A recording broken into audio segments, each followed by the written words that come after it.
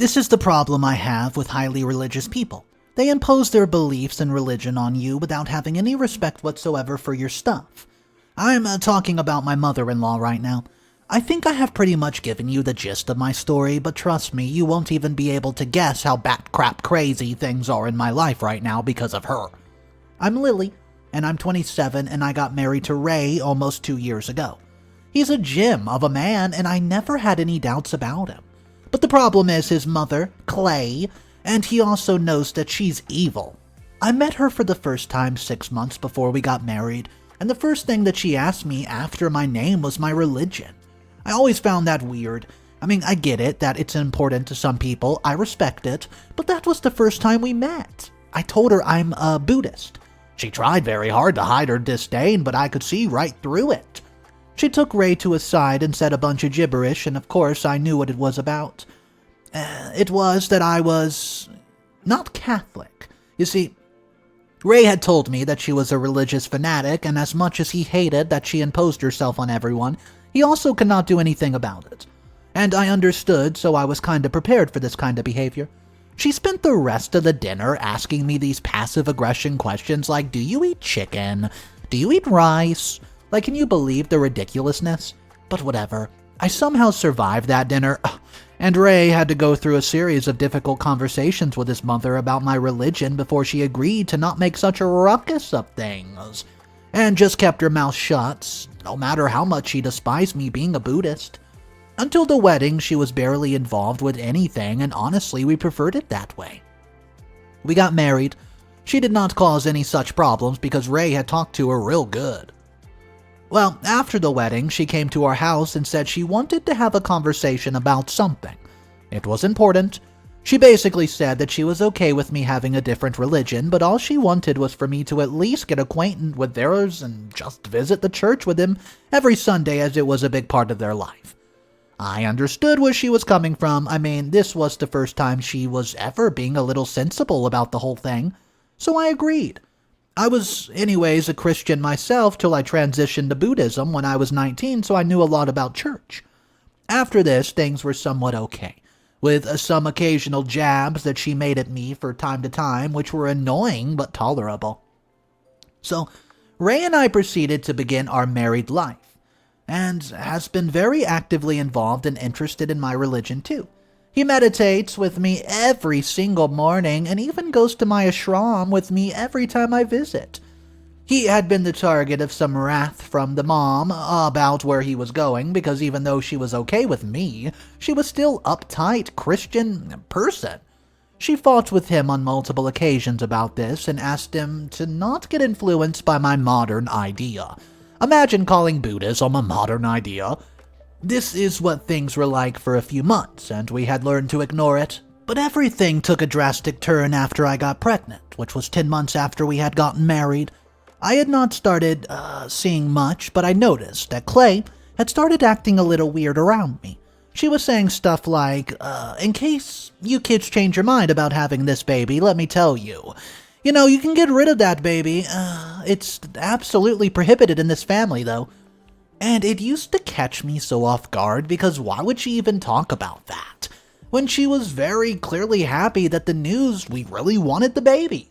Like, do you guys understand what a disrespectful, inappropriate thing it is to say this for so many reasons to get rid of your baby? Like, first of all, instead of being happy about the baby, you're thinking about the chances of getting rid of it and thinking that we would actually do that? Way to be a mood killer. And second, why did she think that she got to dictate that choice? She had no right to have any say in that decision, even if, God forbid, we did not want to get one. It was completely mine and Ryan's decision, and I was all for ignoring her and not letting her get under our skin. But I had principles, and when someone says something vile, I will take a stand no matter what. So naturally, we got into a nasty fight over it.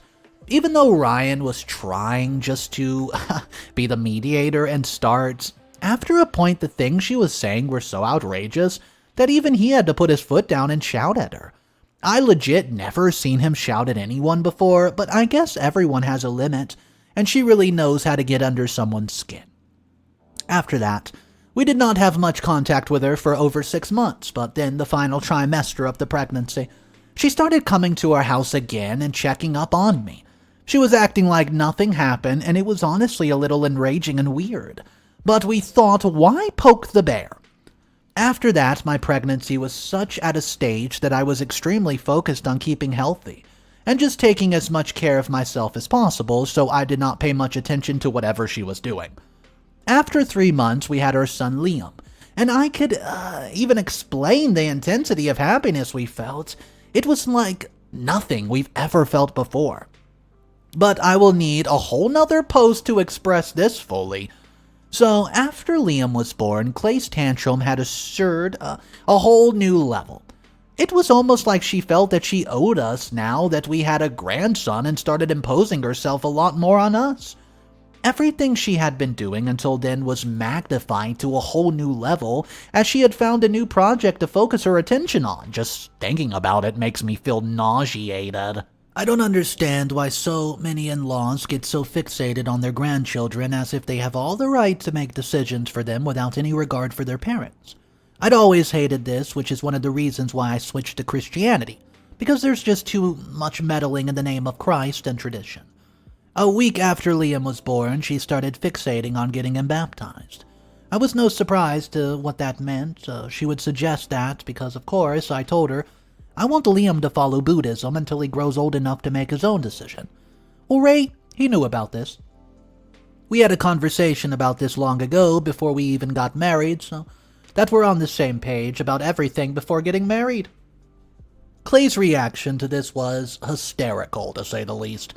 I'd expected some resistance from her, but then she started calling all of our relatives who did not even know that we had a baby, and complaining to them about how we were robbing her of something so important. She was the one trying to rob us of the opportunity of raising our kid the way that we wanted. After this, she tried to threaten me and said that I was the new person who had entered her family, and that I had no idea what kind of havoc she could wreak on me and my marriage if I did not listen. The moment she said that, Ray lost his calm and asked her to leave. He did not scream or anything, but the way he glared at her and then spoke in this really dreadful, threatening tone that if she did not leave us alone, she would not have a son to call her own.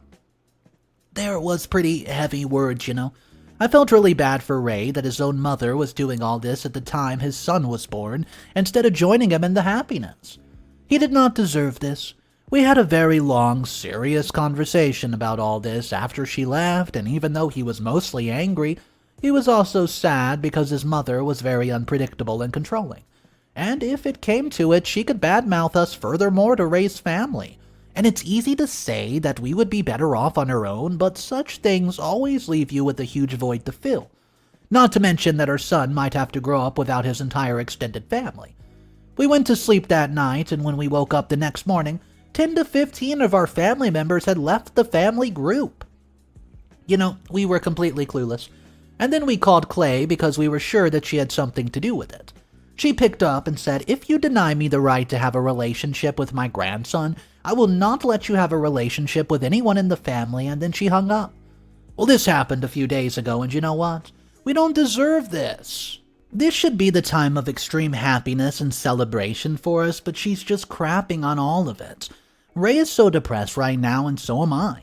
This is so bad for Liam, and the only solution to this is letting her baptize Liam, which is not really a solution because that would open up the scope for her to manipulate us even more in the future. Guys, I can't let her control us like this, but I have no idea what to do. Well, has anyone else been in something similar as me? Please help and drop a comment in the comment section. Update number 1. Hello again, everyone. I left the last post on a pretty sad note 2 weeks ago, but right now I'm beyond enraged. And after I read some of these very negative comments you left on my last post, even more so. Shame on you for supporting a bigot. I have no reason to explain myself to any of you, but seriously, shame on you. I'm Liam's mother, and to imply that anything I do for him is selfish is barbaric. But thank you to all the people who have been so understanding and supportive of my situation. You've really softened the blow on all the negativity. But Clay has done something straight up conniving, and I feel like I'm in some soap opera right now. So after a few days of the entire drama, I talked to Ray and said that this kind of dynamic and situation is not good for any of us. neither him nor Liam or me. And as much as I did not want to indulge with Clay, we had to talk to her. I said that we needed to explain to her that Liam's religion would not have any bearings on her relationship with him. And even though she would get all loud and hysterical, we would need to keep our calm, just for Liam's sake. So Ray invited her over, and she came with a disposition of, I finally have you on your feet. But we didn't care for it, see. Ray started talking and said that, so he did not want all this negative energy in our family with a newborn baby, which is why he wanted all of us to hear each other out. He said that as a parent, it was our call to choose what's best for him. And just because he's not going to get baptized does not mean that he'll be completely prohibitive or isolated from church. She could take him to church on Sundays, teach him about Christ, etc., but she had no respect of our choices when it came to getting baptized. She listened to all this quietly and then stayed silent for a minute. It was so darn awkward. Then she said she understood, see. Ray and I were blank because we obviously expected some argument or something, but she just said that if she could take him to church, then she was fine with that. All that moment, it all seemed ridiculously easy, and we felt a little bit blindsided, if I'm being honest, by the reaction that she had. Well, she then said that we had already made lunch because she wanted to cook for us as a, quote, peace offering. I was so confused, but Ray was just really relieved. Naturally, because he had been so depressed in the last few days, and now it was like he could finally live in peace, and I felt so good seeing him. But I also had my own doubts about his reaction of hers. We started cooking together, and she was awfully silent, but she kept checking her phone a lot and said that it was to make sure she was following the receipt right. I went out of the kitchen after a bit, and when I was just about to enter, I heard her whispering on the phone from outside. She was talking to somebody saying stuff like, I thought they would finally agree, but they didn't want to, so we need to do it ourselves. Then she said stuff about how we would not be able to do anything once Liam's baptized, and that she would get him to church on Sundays since we agreed for her to take him to church. She was planning to take advantage of the liberty we gave her and use it to baptize Liam behind our back. How dare she? Oh my gosh. I knew after her reaction that something was up. Poor Ray had thought that his mother finally understood him and was finally feeling somewhat normal after so many days of feeling depressed. I wanted to scream at her right then and there and tell Ray, but none of these things would end up any good. I went to the living room to calm down, and even though I was so angry and frustrated with all this, and Ray was with Liam, this happened on Monday and today is Thursday. I've been thinking of ways to stop her, but all of them will come with a lot of screaming, a lot of drama, and everything, and Sunday is getting closer hour by hour. I was losing my mind keeping all this to myself, so here I am, because I really needed to get this out somewhere.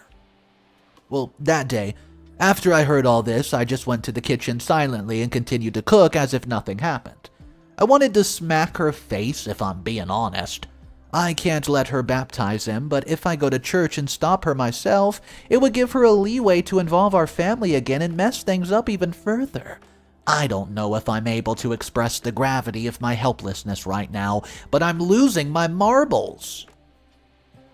Update number 2. Hey guys, it's me. Okay, OMG, I know, it's only been 2 days, but you have no idea what I just found out. This is unbelievable and honestly kind of funny. I think my problem just solved himself. LMAO, kudos to my mother-in-law for being such a character. So, okay, until the last update, I just knew what her plans were, but I didn't know who she had been talking to on the phone. So, she had come over again today to check up on Liam and stuff, and I had to find out who she had been talking to on the phone. So I told her I needed to make lunch, and if she could take care of him for the time being, it would be great, and she agreed. She always leaves her purse on the dining table, so I grabbed her phone from it, and it was a cakewalk to unlock it. I checked her call logs, and they were full of calls to the priest from her local church. I opened the date, and I heard her talk, and there was a 4-minute phone call with the priest at the same time that I heard her. So no surprise, of course, it seemed pretty obvious she would talk to her priest about it, just as I was in the middle of this. Ray came into the room and I had to abruptly put it down. And before you trolls say that, ooh, I'm lying to my husband, I'm simply protecting him for the time being. He doesn't deserve to bear the emotional brunt of his mother's actions. Sometimes when it comes to family, situations are not black and white, and you need to do certain things to protect your loved ones, even if it means hiding things from them for their own sake. So, anyways, he came and asked where Liam was, and I said he was with Clay. He then said that we should take Liam to my ashram on Sunday and introduce him to everybody there. I'd been thinking about this myself too, but how could I tell him his mother, dearest, had other plans on Sunday? That's when she came in, and I could not let her hear any of it. So I abruptly stopped him from saying anything more. I asked him to play with Liam while I served lunch. Well, they went in, and I opened her phone again. And this time, guess what? This woman's having an affair with the priest. Yes, she's sleeping with the priest. And she talks to us about religion, lectures. She herself is breaking the biggest apparent rule in the book of Catholicism. I can't believe the double standard. She can do whatever she wants in the name of religion with our son, but then break the rules very conveniently for her? I feel a mix of anger and laughter right now, honestly. This is such a ridiculous situation, and I have a very good card to play against her now. I just found this out like 15 minutes ago, and they're still in the room playing with Liam. I needed to share this, or else I would have exploded on the dining table. I can't believe I have such a vile woman as my mother-in-law. Poor Ray. But you know what? I'm not going to use this info to blackmail her. I'm rather going to use this to get her disowned by her church as well as her family when they find out about it. You see now, it was never about her religious beliefs for her, because she herself is going against them, guys. It was always about control, control, control. But now she's given me the perfect chance to teach her a lesson about her own hypocrisy by endangering the things that she holds most closely. Anyways, come at me with all your moral BS, I don't care. I've had enough. Being a Buddhist, my religion teaches me stoicism and peace, but in the real world you need to take some hard decisions to reach that stage. I need to go now because it's getting late for lunch, and I'll keep you guys updated on what happens on Sunday. Update number 3. Hey guys, here I am after 1 month, and oh my goodness, the amount of people who are so eager to know what happened that Sunday is wild. Sorry it took me so long, but once you know what happened, you'll see why it took me so long. So what happened on Saturday, the day before she was going to take Liam, Ray was talking about taking him to the ashram again before we were going to sleep. He was really excited about it, and that's when I started to feel a little guilty for hiding everything from him. So I decided to break down and tell him what I found out. I didn't want him to feel blindsided, so I prepared him before and told him that I found out something about his mother, and that I did not tell him because I did not want him to be in a bad mood again. At first, I told him about the affair. I showed him the screenshots of her text messages with the priest, and set the pretense of how his mother is a hypocrite. He was clearly very, very shocked, and kept exclaiming again and again, "A priest?"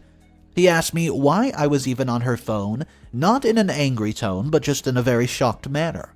Then I told him what I heard that day at the lunch, and which is why I went on the phone to get some more information. To my surprise, his reaction was not anger or sadness, but he was suddenly very determined to go to church the next day and bungle her plan. I asked him how he was so okay with the information, but he said he was not okay, but her hypocrisy and lying had given us the perfect chance to teach her a lesson. It was, indeed, a golden opportunity to stop her BS and start living our life with Liam in peace.